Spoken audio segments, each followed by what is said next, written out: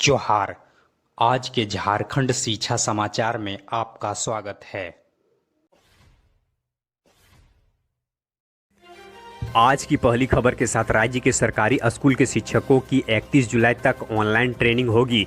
Corona जागरूकता और वास इन स्कूल में शिक्षकों को 15 जुलाई तक ट्रेनिंग लेनी थी, लेकिन कोरोना जागरूकता में अब तक 80% शिक्षकों को ही ट्रेनिंग ली है, जबकि वास इन स्कूल में 59% शिक्षकों को ही प्रशिक्षित हो सके हैं।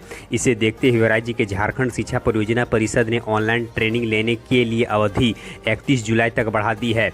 शिक्षक स्वस्थ विद्यालय स्वस्थ बच्चे मोबाइल ऐप के माध्यम से ट्रेनिंग ले सकेंगे। इस ऑनलाइन ट्रेनिंग में सभी शिक्षकों को कोरोना से संबंधित आवश्यक जानकारी, महामारी के लक्षण, इसे रोकथाम के लिए किए जाने वाले सुरक्षात्मक उपायों और स्कूल में स्वच्छता की ट्रेनिंग लेनी होगी।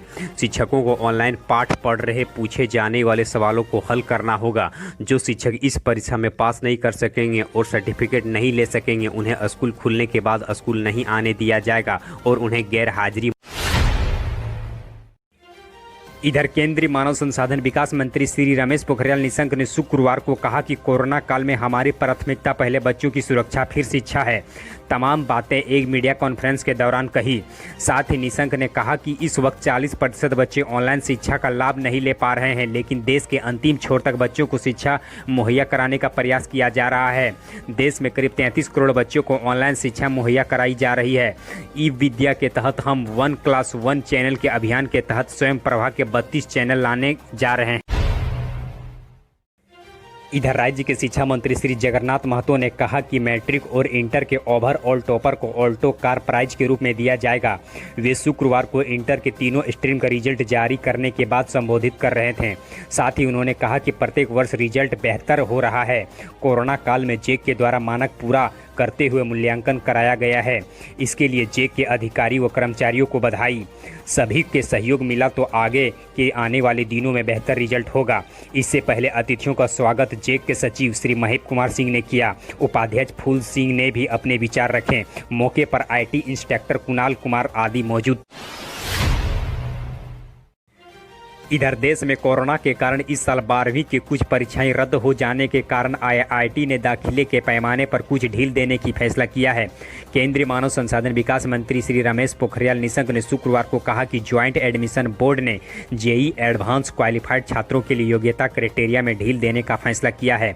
अब ऐसे क्वालिफाइड स्टूडेंट जो 12वीं की परीक्षा पास कर रहे हैं एडमिशन के पात्र होंगे। इससे फर्क नहीं पड़ेगा कि उन्हें कितने मार्क्स मिले हैं।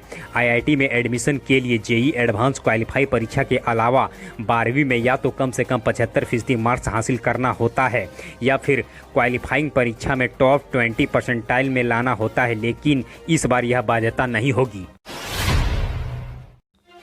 इधर इग्नू ने जून सत्र के परीक्षा के तारीख को आगे बढ़ा दी है। अब यह परीक्षा सितंबर के पहले सप्ताह पर आयोजित की जाएगी। नोटिफिकेशन के मुताबिक UG, PG और डिप्लोमा सर्टिफिकेट प्रोग्राम के अंतिम वर्ष अंतिम सेमेस्टर की परीक्षा जून 2020 के सितंबर के पहले सप्ताह पर आयोजित की जाएगी। इस संबंध में इग्नू के आधिकारिक सूचना इसके आधिकारिक साइट पर उपलब्ध कराई गई है। ऐसे में जो भी कैंडिडेट इस परीक्षा से शामिल होने वाले हैं वे ऑफिशियल वेबसाइट पर जाकर पता कर सकते हैं। साथ ही बता दें कि इसके अलावा इग्नू के असाइनमेंट और परीक्षा फॉर्म ऑनलाइन आवेदन जमा करने की अंतिम तिथि 31 जुलाई 2020 तक बढ़ा दी गई है। इधर कोरोना काल में विद्यार्थियों को कोई पढ़ाई में दिक्कत नहीं हो, इसके लिए राज्य के शिक्षा मंत्री श्री जगन्नाथ महतो के गांव अलारगो के उत्क्रमित मध्य विद्यालय के 4 शिक्षकों ने अच्छी पहल शुरू की है। प्रार्थना अध्यापक राजीव नयन सिन्हा सहित 12 शिक्षकों ने गांव के घर घर पहुंचकर 4-5 बच्चों को पढ़ा रहे हैं। बच्चे और उनके अभिभावक भी इस पढ़ाई से काफ़ी खुश हैं। यहाँ के शिक्षक पिछले 15 दिनों से विद्यार्थियों के घर पहुँच कोरोना वायरस से बचाव के लिए जागरूक करते हुए सुरक्षित तरीके से पढ़ाई की जा रही है। शिक्षकों का कहना है कि गांव के गरीब किसान व मजदूर परिवार के बच्चे ऑनलाइन पढ़ाई कर पाने में असमर्थ है। ऐसी स्थिति में पढ़ाई लिखाई में दिक्कतें हो रही है। सोशल डिस्टेंसिंग का भी ख्याल रखा जाता है। विद्यार्थियों के घर के बाहर चबूतरे या बरामदे पर बैठकर शिक्षा दी जा रही है। इधर रांची यूनिवर्सिटी के स्टूडेंट्स के स्वास्थ्य बीमा व हेल्थ बीमा का एग्रीमेंट शुक्रवार को किया गया। अब स्टूडेंट्स के बीमार पड़ने पर 2 लाख रुपये तक का इलाज हो सकेगा। इसके लिए विश्वविद्यालय प्रशासन को प्रति वर्ष 268 रुपये प्लस जीएसटी देना होगा। इसके लिए state bank of India insurance company limited के साथ करार हुआ है। इसी के तहत शिक्षकों, पदाधिकारियों और कर्मचारियों के लिए 4 लाख रुपये तक के स्वास्थ्य बीमा कराया गया है। ये योजना पूरी तरह से कैशलेस है। वहीं छात्रों के लिए 50,000 रुपये तक का दुर्घटना बीमा एग्रीमेंट यूनाइटेड इंश्योरेंस के साथ हुआ है। इधर झारखंड प्राइवेट स्कूल एसोसिएशन जिला इकाई धनबाद की बैठक रविवार को होगी। जिला सचिव इरफान खान ने बताया कि हेडमास्टरों व प्रबंधक बैठक में शामिल होंगे। ऑनलाइन पढ़ाई के बाद भी अभिभावक फीस जमा नहीं कर रहे हैं, स्कूल बंद होने की कगार में है। एसोसिएशन ने पिछली बैठक में यह फैसला लिया था कि 15 जुलाई तक जो अभिभावक मार्च, अप्रैल, मई की ट्यूशन फीस जमा नहीं करेंगे उन्हें ऑनलाइन पढ़ाई से वंचित कर दिया जाएगा। इसके बावजूद 20% अभिभावकों ने मासिक ट्यूशन फीस जमा नहीं की है।